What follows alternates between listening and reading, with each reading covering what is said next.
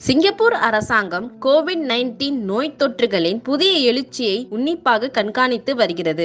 ஏனெனில் மதிப்பிடப்பட்ட வாராந்திர வழக்குகளின் எண்ணிக்கை மே 11 உடன் முடிவடைந்த வாரத்தில் கிட்டத்தட்ட 2 மடங்காக அதிகரித்துள்ளது. சுகாதார அமைச்சர் ஓங் கீங் காங் சனிக்கிழமை மீண்டும் முகமூடிகளை அணியுமாறு அறிவுறுத்தினார். சமூக கட்டுப்பாடுகள் பற்றி பேசிய சிங்கப்பூர் சுகாதார அமைச்சர் ஓங் கீங் காங், சிங்கப்பூரில் கோவிட்-19 ஒரு உள்ளூர் நோயாக கருதப்படுவதால் எந்த விதமான சமூக கட்டுப்பாடுகளுக்கும் இப்போதைக்கு எந்த திட்டமும் இல்லை என்றார். புதிய அலையின் பாதையை அரசாங்கம் உன்னிப்பாக கண்காணித்து வருவதாக சிங்கப்பூர் சுகாதார அமைச்சகம் தெரிவித்துள்ளது. அமைச்சகத்தின் கூற்றுப்படி கோவிட்-19 வழக்குகளின் மதிப்பிடப்பட்ட எண்ணிக்கை முந்தைய வாரத்தில் 13,700 இருந்து மே 5 முதல் 11 வாரத்தில் 25,900 ஆக 2 மடங்காக அதிகரித்துள்ளது.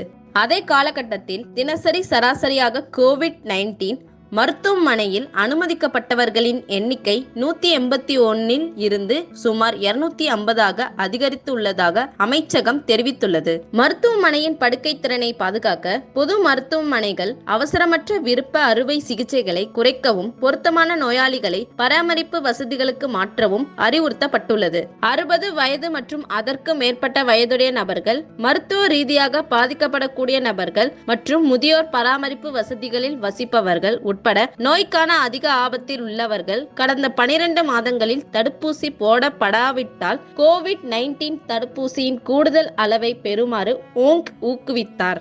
சமூக கட்டுப்பாடுகள் பற்றி பேசிய ஓங், சிங்கப்பூரில் கோவிட்-19 ஒரு உள்ளூர் நோயாக கருதப்படுவதால் தற்போது எந்தவிதமான சமூக கட்டுப்பாடுகளுக்கும் எந்த திட்டமும் இல்லை என்றார். கூடுதல் நடவடிக்கைகளை விதிப்பது கடைசி முயற்சியாக இருக்கும் என்று அமைச்சர் கூறினார். சிங்கப்பூர் போக்குவரத்து மற்றும் தகவல் தொடர்பு மையமாக இருப்பதால் மற்றவர்களை விட முன்னதாகவே கோவிட்-19 அலையை அனுபவிக்கும் நகரங்களில் ஒன்றாக இருக்கும் என்ற உண்மையை ஓங் ஏற்றுக்கொண்டார். எனவே கோவிட்-19 என்பது நாம் வாழ வேண்டிய ஒன்று. ஒவ்வொரு ஆண்டும் 1 அல்லது 2 அலைகளை எதிர்பார்க்க வேண்டும் என்றார்.